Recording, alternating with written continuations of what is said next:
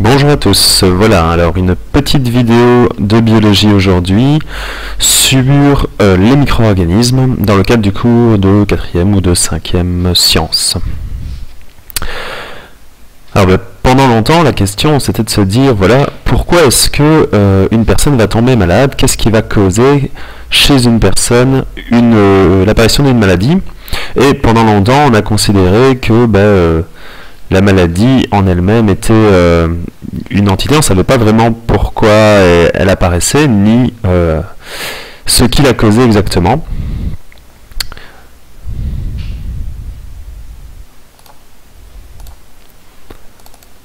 Alors si on remonte un petit peu dans le temps, on voit qu'il y a environ 5000 ans, déjà les Égyptiens et les Babyloniens utilisaient de la levure pour fabriquer de la bière, et parfois on sait bien que quand on fabrique de la bière ou quand on fabrique du pain, ça marche, parfois ça ne marche pas si on chauffe trop, si on ne chauffe pas assez, et donc il y a des conditions un peu particulières à l'utilisation de ces levures, dont on sait aujourd'hui que ce sont des organismes vivants. Puis il faut attendre tout de même quelques années, on est aux alentours des années 1680, on a commencé à s'intéresser un petit peu à ces petits organismes, à ces petits êtres, on ne savait pas trop si c'était vivant ou pas à l'époque, avec l'apparition du microscope, donc, qui a été développé par Galilée à peu près à la même époque, et donc il faut attendre à peu près 1680 pour que l'on commence à s'intéresser à la structure de ces petits êtres, des levures en particulier, ce qu'on connaissait bien, des champignons, etc. Alors il faut savoir que pendant de nombreuses années, à cette question de savoir d'où provenaient les maladies et d'où provenaient ces petits organismes comme les champignons, comme les levures, eh bien, on avait une théorie qui était la théorie de la génération spontanée, c'est-à-dire on considérait que certains êtres vivants de petite taille, les mouches, les champignons, les levures, pouvaient jaillir spontanément, pouvaient être générés spontanément et se développer à partir de matières inertes. Comme ici, on a un exemple très simple, on pensait que les mouches étaient simplement créées à partir de viande ou d'aliments en décomposition, parce que quand on avait de la viande ou des aliments en décomposition chez soi, eh bien, inévitablement apparaissaient des mouches et des asticots. Donc, première expérience qui a été réalisée ici par Reddy, elle montre justement que c'est pas tout à fait ça, parce que quand on laisse forcément de la viande ici dans un récipient ouvert, effectivement il y a développement de mouches, mais à partir du moment où le récipient est fermé correctement, eh bien il ne se passe plus rien, il n'y a pas de développement, on le voit ici, la viande se désagrège, mais il n'y a pas de développement des mouches, et ils ont même récupéré, donc Reddy a même récupéré sur les différents pots des larves en fait de mouches, donc ce qui montre bien qu'il faut qu'il y ait quelque chose qui rentre dedans, un être petit que l'on ne voit pas. C'est pareil un petit peu pour les micro-organismes et pour les microbes. Alors, un petit peu plus tard, donc une centaine d'années plus tard, on commence à mettre en évidence les micro-organismes, toujours avec l'évolution des progrès des microscopes, et on arrive vers les années 1880, un scientifique Robert Koch, qui est connu pour avoir fait des recherches sur le bacille de Koch, donc qui est un bacille qui cause le choléra. Il a énoncé quelques postulats, et donc à partir de l'étude de personnes malades, il a supposé que l'organisme devait être présent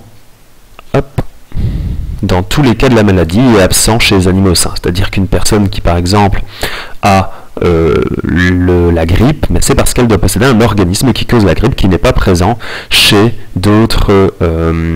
chez les personnes qui sont saines, voilà, tout simplement. Et donc on peut isoler ces organismes, on a commencé à pouvoir les récupérer, à les cultiver et à les injecter à des animaux justement pour voir les effets. C'est ainsi qu'on a commencé les traitements pour les maladies, donc c'était il y a une centaine d'années, et ces postulats ont été vérifiés par Pasteur, donc début des années 1900. On a commencé à développer justement une bonne connaissance de ces micro-organismes afin de pouvoir traiter les maladies. Donc ça fait environ une centaine d'années que l'on connaît, que l'on a identifié les micro-organismes et qu'on les a liés avec la plupart des maladies que l'on connaît, qu'on a commencé ce travail, c'est jamais terminé. Les virus un petit peu après, quelques années après, parce que ce sont des organismes un petit peu plus petits, on va le voir dans la suite. Alors, à titre de comparaison, je vous ai dit une centaine d'années qu'on sait que les micro-organismes, ces petits êtres microscopiques, sont liés aux maladies. L'utilisation des téléphones portables, des GSM, date d'il y a une trentaine d'années, et l'Internet, le web, 1990, donc ça fait simplement une vingtaine d'années. Donc ça vous donne un petit ordre de grandeur. Alors, ces organismes sont relativement petits. Ah, excusez-moi, j'ai effacé la... Voilà. C'est mieux. Donc, on peut les observer, ces petits organismes, à l'aide d'outils. Et un des outils qu'on utilise extrêmement régulièrement pour observer ces micro-organismes, ce sont des microscopes. Alors, ils ont un petit peu évolué depuis l'époque de Galilée, hein. Le microscope classique que l'on a le plus souvent en laboratoire, c'est celui-là. C'est ce qu'on appelle un microscope optique. Pourquoi? Tout simplement parce que ce microscope utilise la lumière visible, donc la lumière que l'on voit, qui nous permet de voir la lumière en provenance du soleil, ici la lumière en provenance d'un éclairage, hein, qui est là, d'une lampe. Alors qu'est-ce qui se passe? Tout simplement on vient placer sur le chevalet, ici, sur le valet, pardon, on vient passer ici une lamelle avec l'échantillon que l'on veut observer, et la lumière passe de la lampe à travers l'échantillon jusque dans l'objectif, puis l'oculaire où on peut regarder, tout simplement. Donc ce qu'on appelle un microscope à transmission, puisque la lumière traverse, est transmise à travers l'échantillon. Alors celui-ci, le second, c'est un autre type de microscope. Celui-là, c'est un microscope électronique. Pourquoi on dit microscope électronique? Alors pas confondre avec microscope électrique, hein, ils sont tous les deux connectés à une prise de courant, tout simplement pour avoir de l'électricité pour allumer la lampe ici. Ici, on voit qu'il doit être relié à un ordinateur. On appelle ça un microscope électronique, tout simplement parce que par rapport au microscope optique, ce n'est plus de la lumière qui va traverser l'échantillon, mais c'est un faisceau d'électrons, d'où le nom électronique, qui va se diriger sur l'échantillon. Alors l'intérêt du microscope électronique par rapport au microscope optique, c'est qu'avec le microscope optique, on a une information, un grossissement de l'ordre de 1500 fois, ce qui est déjà pas mal pour observer les micro-organismes, mais on ne sait pas voir le détail de leur structure interne. Par contre, avec le microscope électronique, on peut avoir des grossissements jusqu'à 400 000 fois avec celui-ci. Et donc là, on peut observer la structure fine des bactéries, des virus. Donc ça donne des informations beaucoup plus précises. Alors,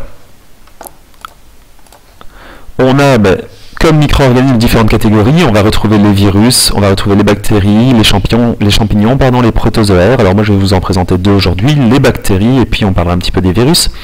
Alors les bactéries, généralement elles ont comme ordre de grandeur le micron, le micromètre, c'est-à-dire 10 exposant moins 6 mètres, le millième du millimètre. Donc on ne les voit pas à l'œil nu. Vous avez ici une représentation, donc une photographie en microscopie d'une bactérie, et on a ici un schéma de principe de cette bactérie. Alors ce sont des organismes, je vous dis, quelques microns, 1 à 6, 10 microns, micromètres de taille. Alors qu'est-ce qu'on retrouve à l'intérieur de cette bactérie? On retrouve des choses relativement simple au niveau de la structure. Vous avez des enveloppes, généralement des doubles enveloppes. Vous avez des poils ici un petit peu plus longs qu'on appelle des flagelles, qui permettent généralement à la bactérie de se déplacer, pour qu'elle puisse atteindre des milieux de vie agréables. Des pili, des petits poils qui sont ici, qui lui permettent des échanges et de s'accrocher sur des parois. Et à l'intérieur, on va retrouver en particulier des petits organes, des petits organites, comme ici les ribosomes, un grand morceau d'ADN, un grand chromosome, un grand morceau d'ADN qui contient le patrimoine génétique, et quelques autres petits organismes, mais de moindre importance. Donc on va retrouver, je vous ai dit, les ribosomes qui lui permettent de fabriquer des protéines, et l'ADN qui contient tous les plans de fabrication de ces différentes protéines, qui permet à la bactérie de se multiplier, de se développer, de fabriquer, de rejeter des déchets, de digérer, entre guillemets, etc., etc.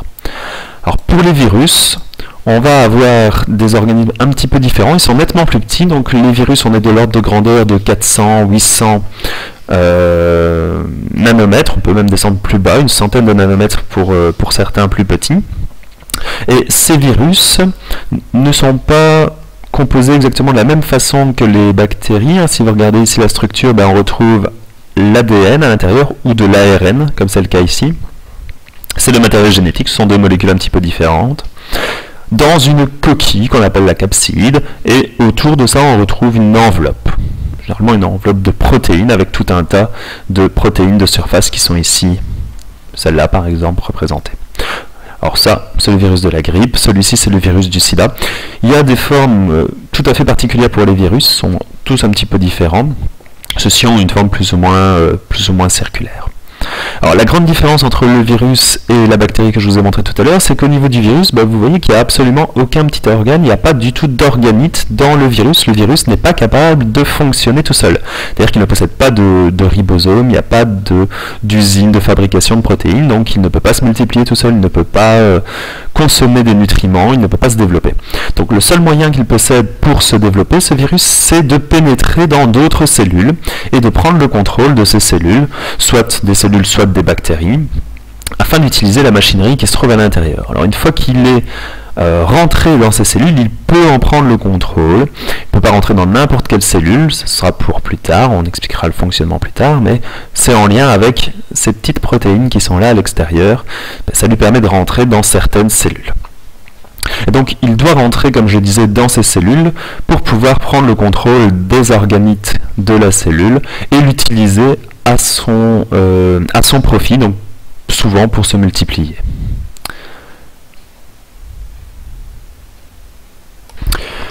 Voilà qui termine la vidéo donc sur les micro-organismes. Alors un petit rectificatif, le bacille de Koch dont on parle dans l'historique de tout à l'heure, c'est effectivement un bacille qui cause la tuberculose, excusez-moi pour le lapsus, mais Koch a également mis en évidence l'agent responsable du choléra. Voilà, au revoir à tous.